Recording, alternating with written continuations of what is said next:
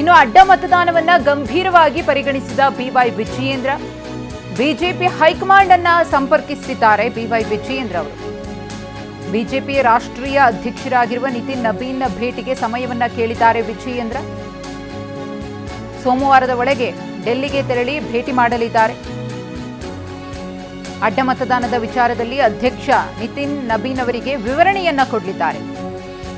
ಖುದ್ದು ಬಿವೈ ವಿಜಯೇಂದ್ರ ಅವರೇ ಉಪಸ್ಥಿತರಿದ್ದು ಅಡ್ಡ ಮತದಾನದ ಬಗ್ಗೆ ಮಾಹಿತಿಯನ್ನ ಕೊಡ್ತಾರೆ. ಯಾಕೆ ಈ ರೀತಿ ಆಯಿತು, ಅಲರ್ಟ್ ಆಗಿರಲಿಲ್ವಾ, ಸಂದೇಶವನ್ನು ರವಾನೆ ಮಾಡಿರಲಿಲ್ವಾ, ನಿಮ್ಗೆ ಡೌಟೇ ಇರಲಿಲ್ವಾ, ಇಂತಹ ಒಂದಷ್ಟು ಪ್ರಶ್ನೆಗಳನ್ನು ಹೈಕಮಾಂಡ್ ಕೇಳುತ್ತೆ.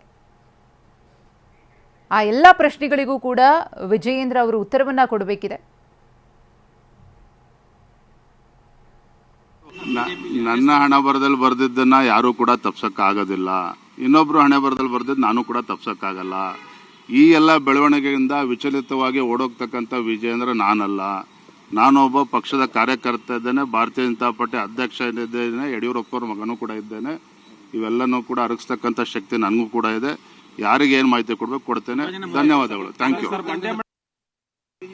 ಮೈ ಡಿಯರ್ ಫ್ರೆಂಡ್, ಇವತ್ತೆಲ್ಲ ನನಗೆ ಅರಿವು ಬಂದಿರೋದು. ನಾನು ಕೂಡ ಒಬ್ಬ ರಾಜ್ಯದ ಅಧ್ಯಕ್ಷನಾಗೂ ಕೂಡ ಪಕ್ಷದ ಆಂತರಿಕ ಬೆಳವಣಿಗೆಯನ್ನು ಗಂಭೀರವಾಗಿ ಗಮನಿಸ್ತಾ ಇದ್ದೇನೆ. ನಾನೊಬ್ಬ ಕಾರ್ಯಕರ್ತನಾಗಿ ಇವತ್ತು ಮಾತನಾಡ್ತಾ ಇದ್ದೇನೆ. ರಾಜ್ಯದ ಭಾಜಪದ ಅಧ್ಯಕ್ಷಗೂ ಕೂಡ ನಾನು ಮಾತನಾಡ್ತಾ ಇದ್ದೇನೆ. ನಾನು ಭಾಜಪ ಅಧ್ಯಕ್ಷ ಅನ್ನೋದಕ್ಕಿಂತ ಮುಂಚಿತವಾಗಿ ನಾನು ಭಾರತೀಯ ಜನತಾ ಪಾರ್ಟಿ ಕಾರ್ಯಕರ್ತ. ಹಾಗಾಗಿ ಕೆಲವು ಬೆಳವಣಿಗೆಗಳು ನನಗೂ ಕೂಡ ಬೇಸರ ಇದೆ. ಅದನ್ನು ಎಲ್ಲಿ ತಲುಪಿಸ್ಬೇಕು ಅಲ್ಲಿ ತಲುಪಿಸುವಂಥ ಕೆಲಸ ನಾನು ಮಾಡ್ತೇನೆ. ವರಿಷ್ಠರು ಕಾಲಕ್ಕೆ ಏನೇನು ತೀರ್ಮಾನವನ್ನು ಮಾಡಬೇಕು ಅವ್ರು ಮಾಡ್ತಾರೆ. ಇಲ್ಲಿ ನಾವೆಲ್ಲರೂ ಕೂಡ ಸರಿಯಾಗಿ ಹೋಗ್ಬೇಕಾಗಿರ್ತಕ್ಕಂಥ ನಮ್ಮದು ಕೂಡ ಕರ್ತವ್ಯ ಇದೆ. ಅದು ಆಗ್ತಾ ಇದೆ. ನಾನು ಆಗ್ತಾ ಇಲ್ಲ ಅಂತಲೂ ಕೂಡ ಹೇಳ್ತಾ ಇಲ್ಲ. ಆದರೆ ಇಂಥ ಮಹತ್ವವಾಗಿರ್ತಕ್ಕಂಥ ಚುನಾವಣೆಯಲ್ಲಿ ನಮ್ಮ ಶಾಸಕರುಗಳಿಗೆ ನಡ್ಕೊಳ್ತಾರೆ ಅಂತೇಳಿ ನಮ್ಗೆ ಯಾರಿಗೂ ಕೂಡ ಕಲ್ಪನೆಯೂ ಕೂಡ ಇರಲಿಲ್ಲ. ಹಾಗಾಗಿ ನಾನು ಮತ್ತೆ ಹೇಳ್ತಾ ಇದ್ದೇನೆ, ನಾನು ಇವತ್ತು JDS ಪಕ್ಷಕ್ಕೂ ಕೂಡ ಅವ್ರಿಗೂ ಕೂಡ ವರಿಷ್ಠ ನೋವಾಗಿದೆ, ನಮಗೂ ಕೂಡ ನೋವಾಗಿದೆ. ಇದನ್ನು ಎಲ್ಲಿ ಮಾತನಾಡಬೇಕು ಅದನ್ನು ಮಾತಾಡ್ತೇನೆ.